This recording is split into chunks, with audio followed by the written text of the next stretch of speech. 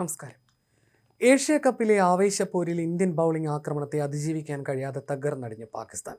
Asia cup cricket toss നേടി batting തിരഞ്ഞെടുത്ത പാകിസ്ഥാൻ 20 ഓവറിൽ 9 വിക്കറ്റ് നഷ്ടത്തിൽ 127 റൺസ് എടുത്തു. ഇതോടെ ഇന്ത്യക്ക് വിജയിക്കാൻ 128 റൺസ് മതി. ഇന്ത്യൻ പേസ് സ്പിൻ ആക്രമണത്തെ അതിജീവിക്കാൻ പാകിസ്ഥാന് സാധിച്ചില്ല. 3 വിക്കറ്റ് വീഴ്ത്തിയ കുൽദീപ് യാദവ്, 2 വീതം വിക്കറ്റ് വീഴ്ത്തിയ അക്ഷർ പട്ടേൽ, ജസ്പ്രീത് ബുംറ, 1 വിക്കറ്റ് വീതം വീഴ്ത്തിയ ഹാർദിക് പാണ്ഡ്യ, വരുൺ ചക്രവർത്തി എന്നിവരാണ് പാകിസ്ഥാനെ എറിഞ്ഞിട്ടത്. ടോസ് നേടി ബാറ്റിംഗ് തിരഞ്ഞെടുത്ത പാകിസ്ഥാന് തുടക്കം തന്നെ പാളി. ഇന്നിംഗ്സിലെ ആദ്യ പന്തിൽ തന്നെ അവരുടെ ആദ്യ വിക്കറ്റ് നഷ്ടമായി.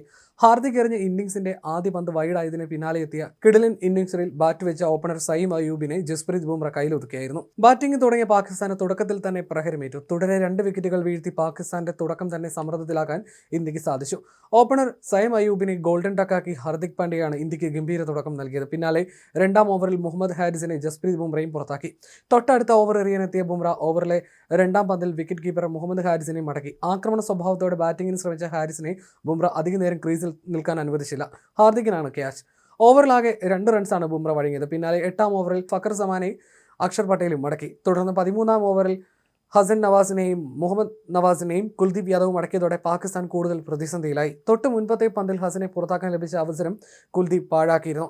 2 കൈകൾ കൊണ്ടും ക്യാച്ച് എടുക്കാൻ ശ്രമിച്ചെങ്കിലും നടന്നില്ല. എന്നാൽ തൊട്ടടുത്ത പന്തിൽ ഹസനെ അക്ഷർ പട്ടേലിന്റെ കൈകളിലേക്ക് നൽകി അതിന് പരിഹാരം ചെയ്തു. തൊട്ടടുത്ത പന്തിൽ മുഹമ്മദ് നവാസിനെയും മടക്കി പാകിസ്ഥാനെ ഞെട്ടിച്ചു. ഹസൻ പുറത്തായതിന് പിന്നാലെ എത്തിയ നവാസ് ഗോൾഡൻ ഡക്കായിട്ടാണ് മടങ്ങിയത്.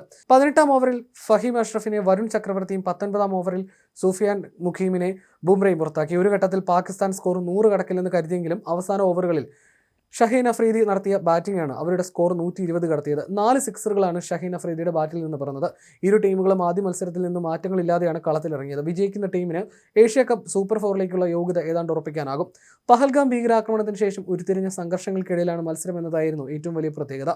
വിക്കറ്റ് കീപ്പർ ബാറ്ററായി സഞ്ജു സാംസനെ പ്ലേയിങ് ലെവലിൽ ടീം നിലനിർത്തുകയും ചെയ്തു. ശുഭ്മാൻ ഗില്ലും ടീമിലുണ്ട്. ഇരു ടീമുകളിലും പുതിയ തലമുറക്കാരും ഏറെയാണ്. രോഹിത് ശർമ്മയും വിരാട് കോഹ്ലിയും ഇല്ലാതെയാണ് ഇന്ത്യയുടെ വരവെങ്കിൽ ബാബർ അസം ഉൾപ്പെടെയുള്ളവരുടെ അസാന്നിധ്യത്തിലായിരുന്നു പാകിസ്ഥാൻ യുഎയിലേക്ക് വിമാനം കയറിയത്. യുഎയ്ക്കെതിരെ അനായാസ വിജയം കൈവരിച്ചാണ് ഇന്ത്യ വരുന്നത്. ഒമാനെതിരെ കൂറ്റൻ ജയവുമായി പാകിസ്ഥാനും.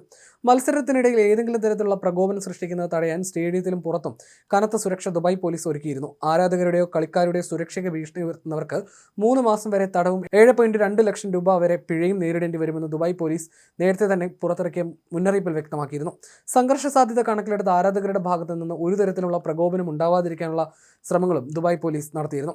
സ്റ്റേഡിയത്തിലേക്ക് പതാകകൾ, ബാനറുകൾ, ലേസർ പോയിന്റുകൾ, മൂർച്ചയുള്ള വസ്തുക്കൾ, പടക്കങ്ങൾ തുടങ്ങിയവ കൊണ്ടുവരാൻ അനുമതിയില്ലാത്തവയുടെ പട്ടികയിൽ പോലീസ് ഉൾപ്പെടുത്തിയിരുന്നു. അനുമതിയില്ലാതെ സ്റ്റേഡിയത്തിൽ പ്രവേശിക്കുകയോ പടക്കം പോലെയുള്ള വസ്തുക്കൾ കൈവശം വെക്കുകയോ ചെയ്താൽ 3 മാസം വരെ തടവും 1.2 ലക്ഷം രൂപയിൽ കുറയാത്തതും 7.2 ലക്ഷം രൂപയിൽ കവിയാത്തതുമായ പിഴശിക്ഷയും ലഭിക്കും. കാണികൾക്ക് നേരെ എന്തെങ്കിലും എറിയുകയോ മോശപ്പെട്ടതോ വംശീയമായ ഭാഷ പ്രയോഗിക്കുകയോ ചെയ്താൽ 2.4 ലക്ഷം മുതൽ 7.2 ലക്ഷം വരെ പിഴയും ലഭിക്കും.